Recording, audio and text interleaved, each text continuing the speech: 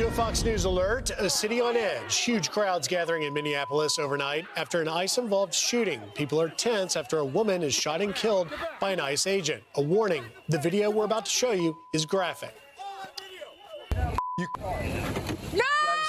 You can see ICE officers approaching an SUV that was blocking the road. The woman behind the wheel quickly backs up, and as she drives off, shots are fired, leaving her dead.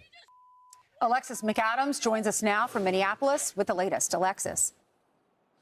Good morning. So as we all see those pictures and those videos, not just, on our screen, but people here locally watching all these different cell phone videos, people have questions, and some people have already made up their mind. They've taken to the streets saying that ICE murdered this woman. But DHS says the agent was acting in self-defense. They say he was hit by that woman who was trying to interrupt an ongoing ICE operation. Let's look at that video again, and it is a little graphic. Watch.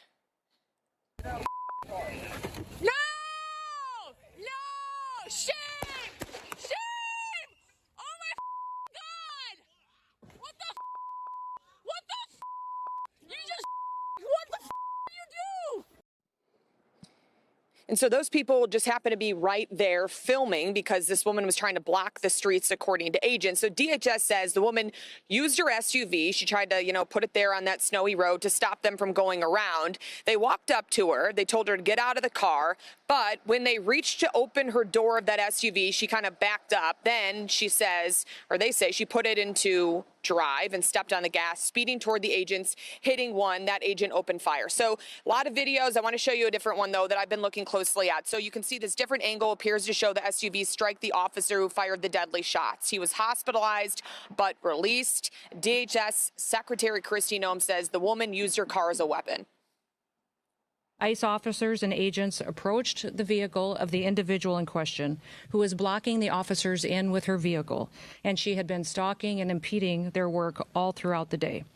ICE agents repeatedly ordered her to get out of the car and to stop obstructing law enforcement, but she refused to obey their commands. She then proceeded to weaponize her vehicle, and she attempted to run a law enforcement officer over. So the woman who was killed has now been identified as Renee Nicole Macklin Good. We know she's 37 years old. She recently moved to Minnesota and was out there for what some people called being a legal observer, trying to see what ICE was doing. Investigators say she wasn't just here at this scene, okay? She had been walking around and following them around in her car at other locations to stop operations. Some officials say this woman was murdered by ICE. The mayor of Minneapolis, Jacob Frey, saying they should get out of here. They are already trying to spin this as an action of self-defense. Having seen the video of myself, I want to tell everybody directly, that is bull. And I have a message for ICE. To ICE, get the out of Minneapolis. Okay, so as the shooting remains under investigation, Minnesota Governor Tim Walz, who's at the center of a massive fraud investigation, is telling people not to believe what he calls the DHS propaganda machine. He says it's time for the feds to pack up. We do not need any further help from the federal government. To Donald Trump and Kristi Noem, you've done enough. Minnesota will not allow our community to be used as a prop in a national political fight. We will not take the bait. And Walz kept warning you guys yesterday, saying don't react, don't overreact, peacefully protest. But when you look at the video clips, they were trying to break into the federal building in one of the clips. And then also they're throwing ice and snow at those agents. Let's take a look.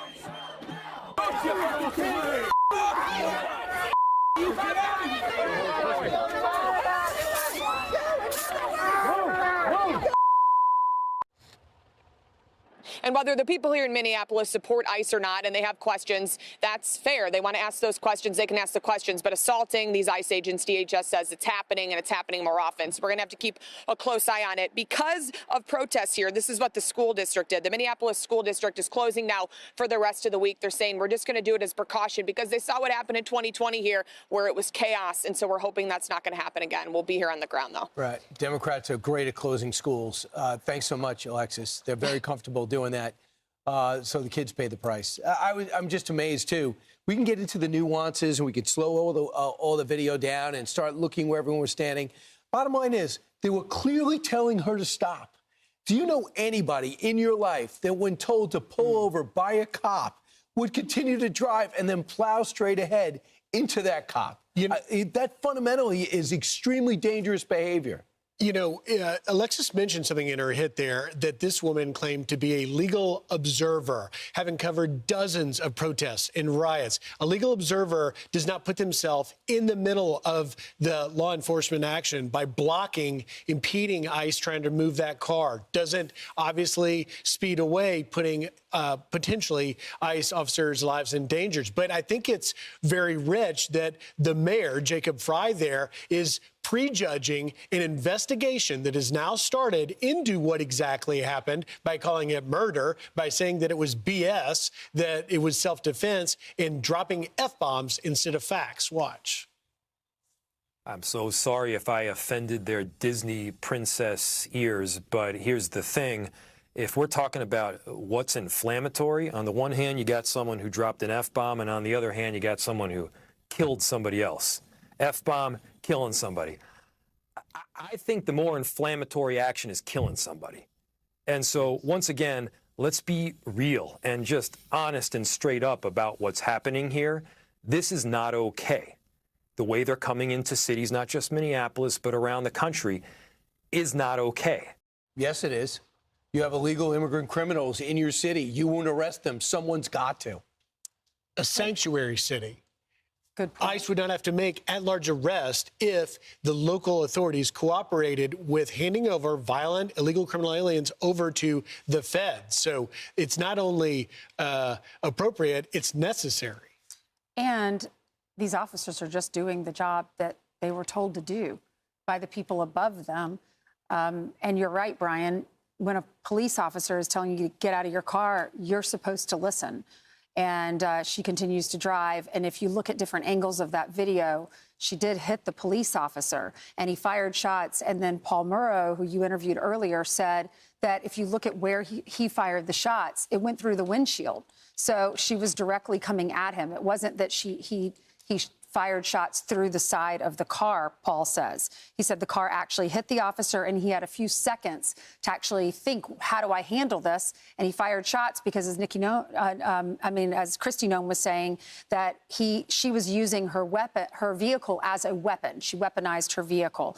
Kristi Noem also said the same officer had previously been dragged by a car back in June, dragged by an anti-ICE rider in June. The driver rammed him with a car and dragged him, and he sustained injuries at the time. So when you have that split-second decision to decide, how do I handle this? You see another car coming toward you. He fires shots because he feared for his life that she was going to hit him. And in fact, she actually did hit him. He's okay. He went to the hospital. And now he was released, and now he's with family.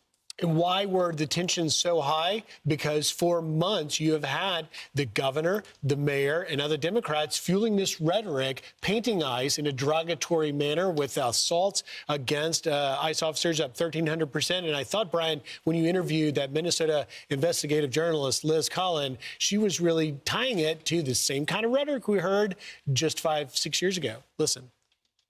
I think they're sticking to the playbook from more than 5 years ago. Jump to conclusions, fan the flames, make this all about President Trump, and repeat their anti-law enforcement rhetoric. We heard it from both Minneapolis Mayor Jacob Frey and Governor Tim Walz with those press conferences yesterday. We did see thousands of people gather last night.